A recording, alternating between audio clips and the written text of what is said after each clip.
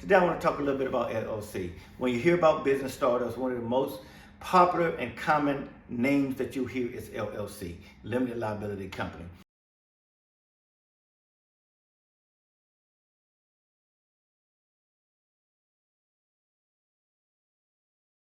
Weeks ago, we do understand that everybody's going in business right now. One of the greatest lines of business that we have right now is just people are going in business, people coming out the door want to start business. And there's some business already started that actually just want to scale up their business. One of the things we're running into that when people who do come in here, they really don't have a good understanding of how they should be structured. I do appreciate the fact that they're sensitive to the fact that they do need to have some structure, but you need to make sure you have the right structure. Because one thing you don't want to do, understand that your business structure is also the foundation of your business. And how you are positioned early on will dictate and determine what you are able to do later on. And it could be very destructive to your business if you're not structured correctly.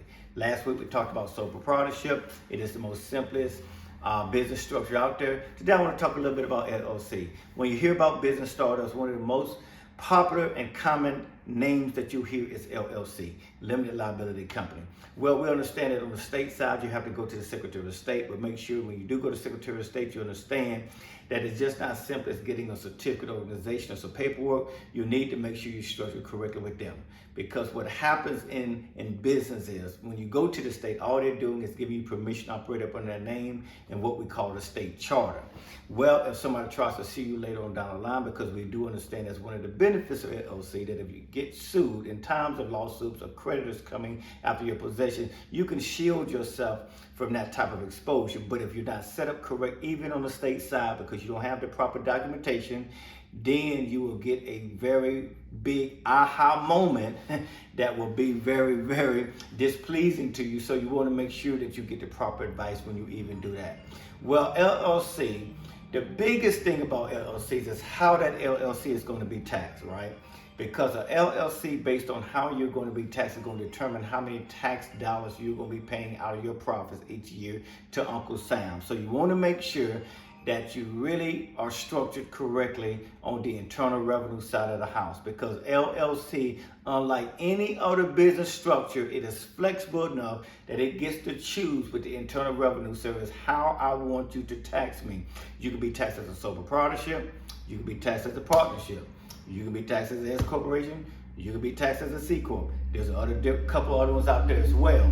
So you have to make sure that you're set up correctly with the Internal Revenue Service. Again, this is something that you want to get professional counsel on, because it's not just what you're getting set up on the IRS side with the LLC today, but what has to go in mind is where your business is projected to go, how much income you're going to be making, what are the tax disadvantages and advantages to being taxed differently from an LLC side of the house.